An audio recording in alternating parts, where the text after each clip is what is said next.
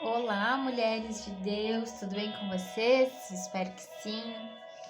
Para mais um dia do devocional diário, amém? Eu quero já começar na palavra, né? Porque ela é contínua. Se você não assistiu o primeiro vídeo dessa série, né? Assista. Ele está ali, tem o título, amém?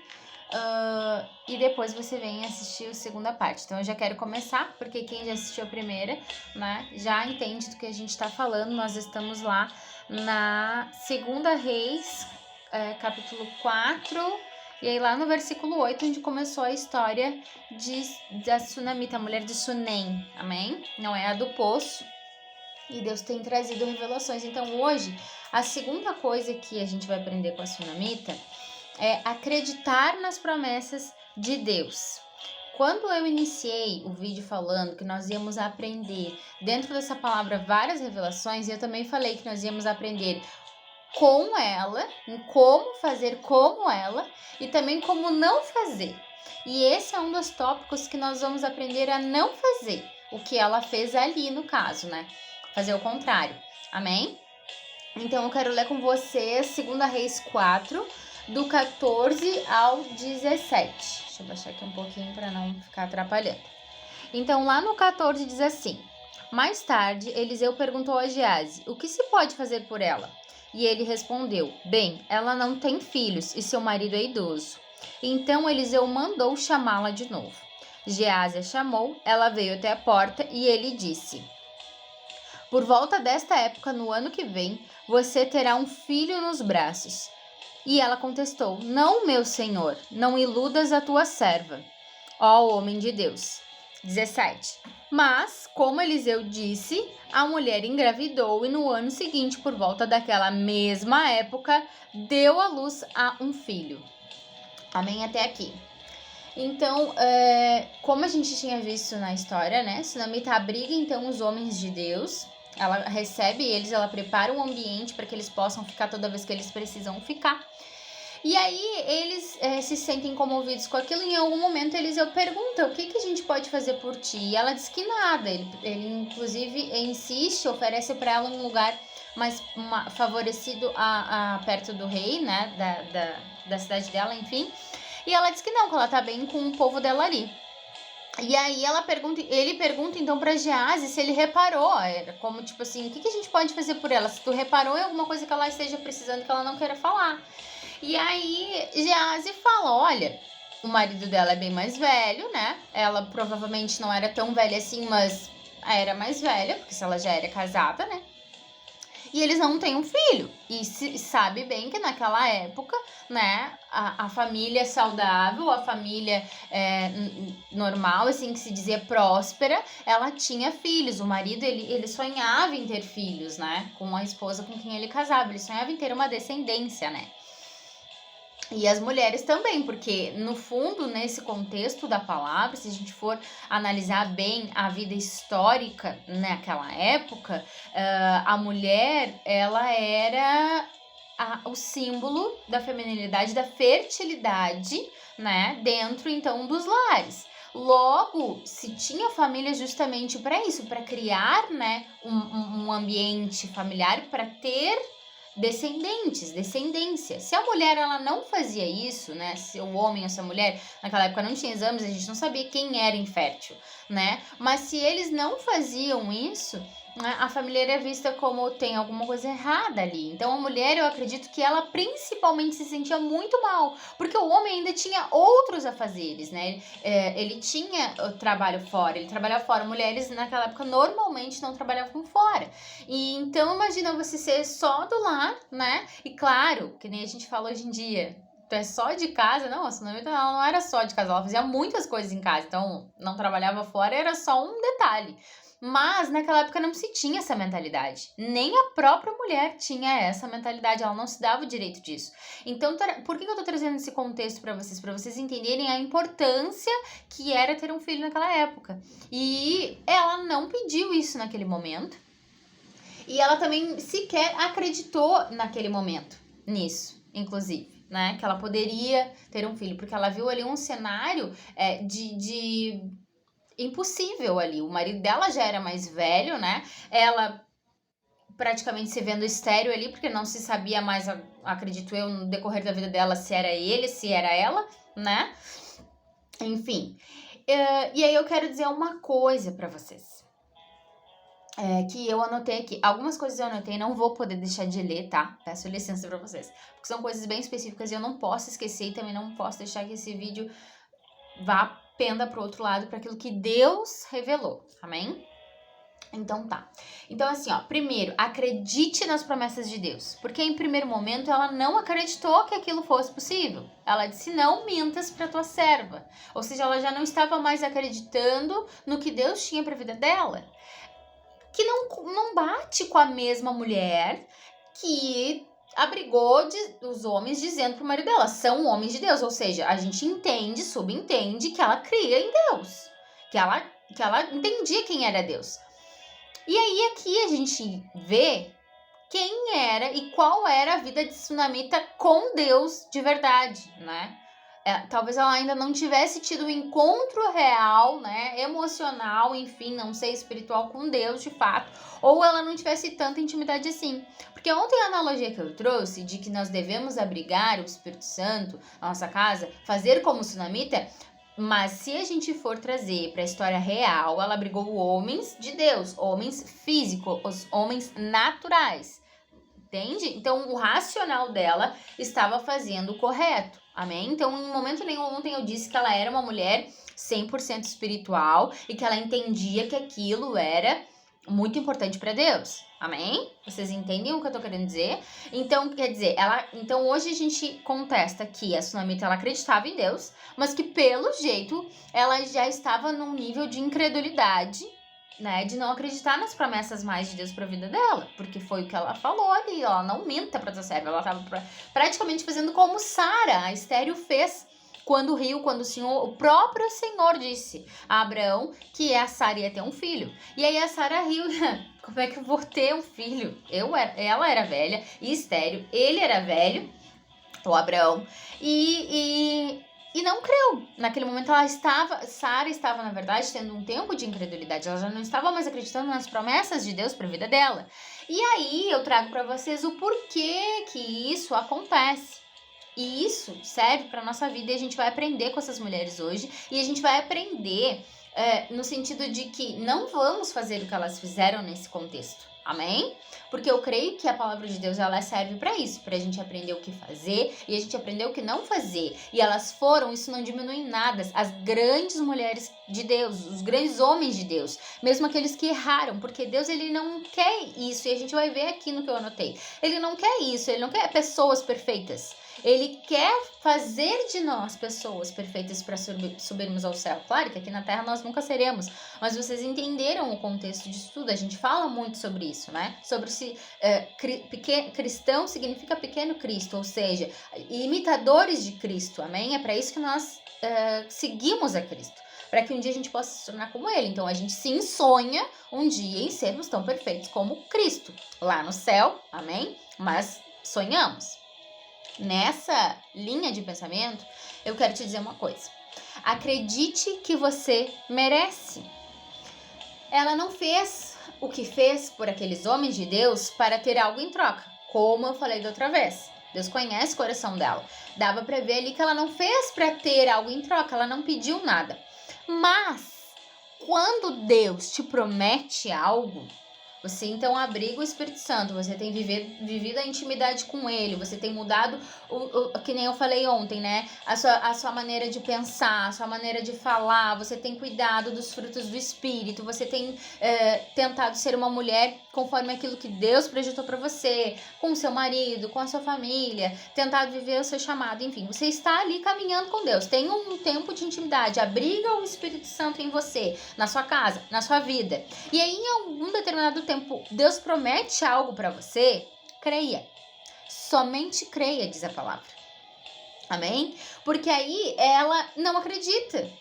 Sendo que ela já tinha feito algo para Deus, ela já tinha aberto a casa dela para Deus. Ali ela já tinha falado, inclusive, que eles eram homens de Deus. Por que ela não creu? Porque ela estava vivendo um momento de incredulidade. O cenário ao redor da mulher de Sunem não deixava que ela cresce naquela promessa. Amém? E talvez é isso que eu ou muitas de nós, vivemos em algum determinado tempo da nossa vida.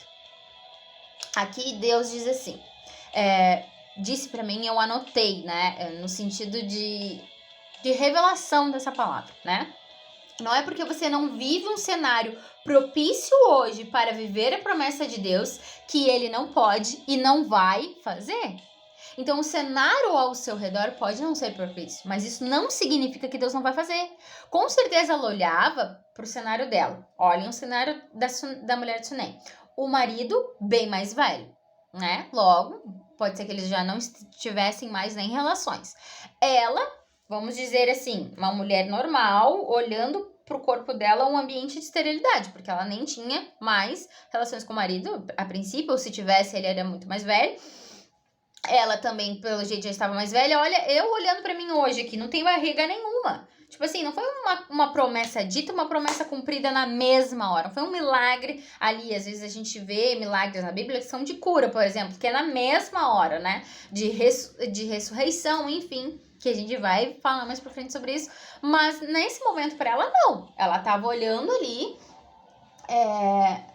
Desculpa aqui, deixa eu só... Ela estava olhando ali um cenário de improbabilidade de que aquilo fosse acontecer, amém? Então, talvez você esteja achando que onde ou como você está, como nós estamos, Sunamita deixa claro no desespero dela, inclusive a incredulidade dela. Porque quando ela fala assim, por favor, aumenta pra mim. Tipo assim, é um desespero, tipo... né? Eu tô vendo que eu não posso ter, eu tô olhando pro meu marido, pro casamento que eu tenho hoje, pra vida que eu tenho hoje, pra casa que eu tenho hoje, o cenário que eu tenho hoje, não compete com essa promessa que tu tá me fazendo, não mente pra mim, porque isso não vai acontecer, sabe? Então ela deixa bem claro no desespero dela ali a incredulidade, por isso eu falo sobre incredulidade, amém? Aí agora eu quero deixar uma chave pra você, amém? Deus é especialista em fazer coisas impossíveis em cenários improváveis. Só Ele é. Só Ele pode. Então, quando Ele falar algo pra você, mesmo que seja só pra você, mesmo que seja na intimidade, ou usou a boca de um profeta, de uma outra pessoa, pra falar pra você, somente creia. Porque só Ele é especialista, por isso que só Ele promete essas coisas. Não tem nenhum outro Deus, não tem nenhuma outra pessoa no mundo que possa prometer as coisas que Ele promete, justamente porque só Ele pode fazer. Então pega essa chave para sua vida. Deus é especialista em fazer o impossível em cenários improváveis. Então, se você está olhando ao seu redor para algo que talvez Deus tenha te prometido aí há muito tempo atrás, ou há pouco tempo, no seu secreto, só com você. Eu sei que muitas de nós temos coisas que só nós ouvimos e que depois, se a gente for contar, a gente vai parecer louca, né? Porque só nós ouvimos de Deus. Mas é porque só Ele é o capaz de realizar, entende? E a segunda coisa, deixa eu ver aqui só pra mim não me perder, tá? No raciocínio. Talvez você não esteja enxergando, crendo na promessa, nos sonhos e no propósito de Deus para a tua vida, porque você está olhando para a forma que você está agora. Que nem eu falei antes, como a Sunamita estava. Olhava para o marido, olhava para ela, olhava para o cenário. Impossível. Amém? Deus te quer e te chama e te promete do jeito que você está. Tá? Então aí vem a segunda chave. Ele vai te prometer, ele prometeu para a Sunamita do jeito que o cenário estava. Num cenário improvável, ok? Mas ele também é especialista em gerar algo novo. Então talvez você não esteja enxergando a tua promessa se cumprindo, o teu chamado se realizando, você sendo aquela pessoa que Deus projetou para você, porque você tá olhando nesse cenário de hoje, no contexto de hoje, e eu, por exemplo, tá? Eu vou dar um exemplo meu, um testemunho meu. É muito difícil olhar para a mulher que Deus projetou na minha vida, porque eu sei, Deus já falou comigo que essa mulher ela vai ajudar muitas mulheres, que essa mulher ela vai ajudar muitas famílias, que essa mulher ela vai ter não só o poder da palavra, mas o poder especialista, como é que se diz? Científico, né? E eu estou fazendo faculdade para isso, amém? Mas hoje, quando eu olho essa promessa, eu vejo um cenário de impossibilidade. Sabe por quê? Porque eu provavelmente vou demorar muito mais do que outras mulheres para me formar, porque eu tenho uma família, não me formei no tempo correto, eu não conhecia Jesus antes, então eu tô fazendo faculdade pós-família, eu não fiz faculdade no tempo correto. Quando eu olho para o meu cenário e eu vejo um cenário de improbabilidades, é porque eu estou agora desempregada, por exemplo. Eu sou do lar. A única gestão na qual eu sou competente hoje é do meu lar. Então, assim, eu não tenho recursos financeiros para mim cumprir aquilo que Deus me prometeu. Eu, Raíssa, eu não tenho. Então, quando eu olho o meu cenário, o cenário ao meu redor, a promessa que Deus me fez, o chamado que eu tenho para cumprir, a mulher que Deus projetou na minha vida, que eu sei qual é, não bate, não fecha, a conta não fecha. Sabe? Então é sobre isso que eu estou falando. Então agora, quando eu olho para essa Raíssa aqui, que está sentada numa casa simples, num lugar simples, que ainda não se formou, que ainda não fez o pós na qual eu realmente vou exercer aquilo que Deus me chama para exercer, eu ainda não conheço toda a palavra de Deus, eu ainda não sou influente no mundo para fazer o meu nome, para ajudar outras pessoas, poucas pessoas me conhecem. Então, quando eu olho para esse cenário hoje, agora, aqui, eu não vejo. Eu acho impossível. E é isso que eu quero te dizer hoje. Só que Deus, ele é especialista em gerar algo novo. Aqui era um filho, demorou 1 ano para que aquilo acontecesse. Você entende que, então, entre como você está e como você vai viver, existe o tempo de gerar? Existe esse tempo. Eu estou gestando. E aí eu resolvi pesquisar para vocês o que significa gerar. Tem 2 significados, tá? Vários ali, palavrinhas, mas são 2 significados. O primeiro vem dar a existência. Fazer nascer. Não é simplesmente nascer, é fazer nascer. Fazer. Quando a mulher ela está gerando, por exemplo, no sentido de gravidez, ela não só gera. Claro que aquilo biologicamente é algo comum, vai acontecendo. Mas a gente bem sabe que a mulher ela precisa ter N cuidados com o gerar. Ela precisa fazer aquilo acontecer. Amém? Se você não se cuida, se você não come o que é para você comer, se você não faz o que é para fazer, se você não toma talvez as vitaminas, antigamente elas não tinham tudo isso que a gente tem hoje, mas elas tinham todos os cuidados, ela sempre teve um cuidado sobre gerar. Então, dar a existência, fazer nascer, é esse espaço de tempo que eu estou querendo dizer para você, entre como você está hoje, esse cenário de possibilidades, improvável, e a pessoa que Deus vai gerar para cumprir a promessa dele. Como eu falei, há situações, há curas que são feitas na mesma hora, milagres que são feitos na mesma hora, aceitação a Jesus que as pessoas se convertem na mesma hora, mas cada processo é um processo, cada pessoa é uma pessoa. Então talvez hoje eu esteja falando para mulheres que estão num cenário improvável, que não veem aquilo que Deus prometeu para a vida delas. Ou que não acreditam mais porque estão olhando o cenário de improbabilidade. Então, Deus prometeu só e depois de 1 ano, Sunamita teve o seu filho. Amém? Então, hoje o que a gente aprende com a Sunamita é acreditar que a gente merece. E por que eu quero terminar com essa frase? Porque a pessoa que a gente é hoje não acredita que a gente merece o que Deus nos prometeu. Eu não acredito que eu mereço a carreira que Deus projetou para minha vida, porque é uma carreira de sucesso. Porque é uma carreira de propósito. É uma carreira que é boa, perfeita, agradável. Queria dizer a palavra, sabe? Quando eu olho aquilo que Deus me prometeu, eu penso, nossa, que tão maravilhoso seria viver isso. Eu acho impossível. Porque eu, Raíssa, hoje não mereço isso. Mas Deus, eu creio, em nome de Jesus, que Deus está me gerando para viver o meu propósito, está me gerando para viver o meu chamado. E a gente precisa crer nisso. A gente precisa voltar a crer nas promessas de Deus, porque não somos por nós, porque realmente olhar para nós, a gente não tá pronta, a gente não merece, a gente não pode e a gente não consegue. Mas quando a gente olha para Deus e para esse Deus aqui, que fez uma mulher que não podia ter filhos, mesmo quando ela nem pediu, aí eu começo a crer. E aí eu começo a entender que eu mereço. Talvez não a Raíssa de hoje, que ainda não se formou, que ainda não deu o seu melhor na faculdade, que ainda, porque o meu melhor só vai ser dado a hora que eu terminar ela. Então quer dizer que eu dei o meu melhor, que eu fiz todas as atividades que eu tinha para fazer, que eu cumpri todos os horários que eu precisava cumprir, que eu fui todas as aulas que eu precisava ir. Amém? Então realmente a Raíssa de hoje não merece. Mas a Raíssa do futuro, em nome de Jesus, ela vai merecer esse canudo e ela vai exercer essa profissão que Deus deu para ela. E Deus vai levar a outros lugares, a outros processos. Então creia que você merece. Talvez hoje você não mereça. Talvez hoje o seu cenário diga que você não mereça, né? E o cenário é de impossibilidades.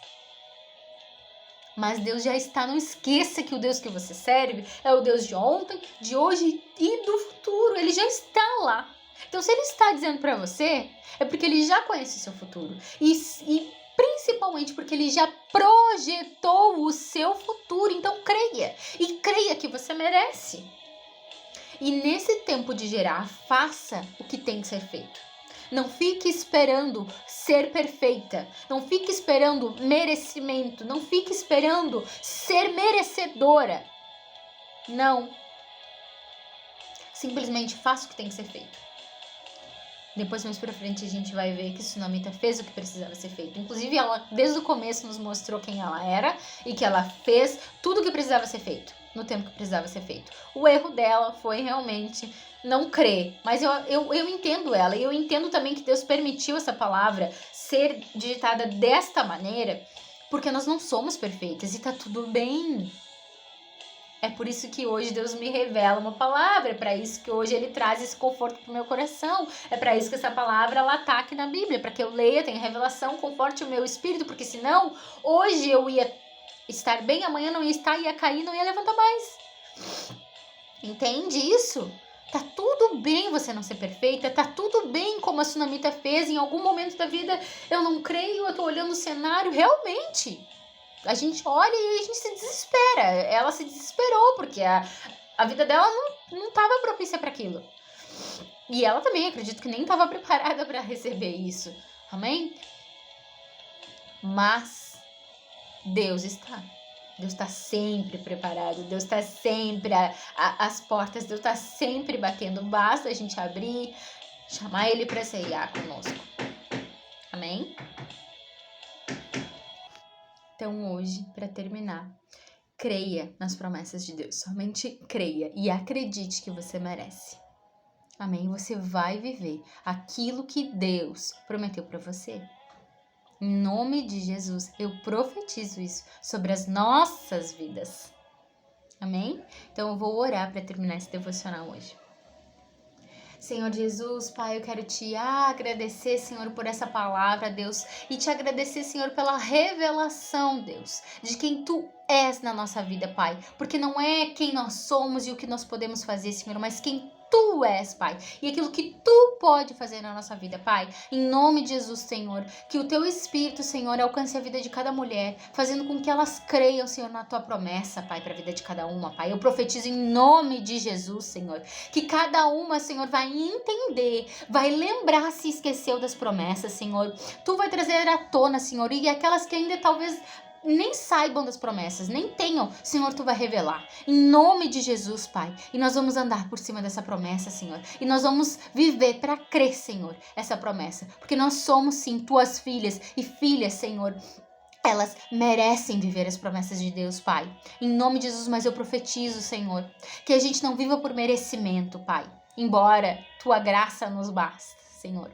Embora a tua graça faça acima do nosso merecimento, mas que a gente viva, Senhor, para realizar, para cumprir nosso propósito, nosso chamado. Então, para que a gente entenda, Senhor, para que a gente não paralise, Senhor, nos processos, Deus, para que a gente seja constante na vida contigo, Senhor, na intimidade, Deus, com a tua palavra, Pai. Eu profetizo em nome de Jesus que cada uma hoje, Senhor, vai receber em porção, Senhor, do teu Espírito a revelação dessa palavra, para viver, Senhor, a tua promessa, para viver as promessas que tu tens para nossa vida. Em nome de Jesus. Amém. Glórias a Deus. Deus abençoe e até amanhã.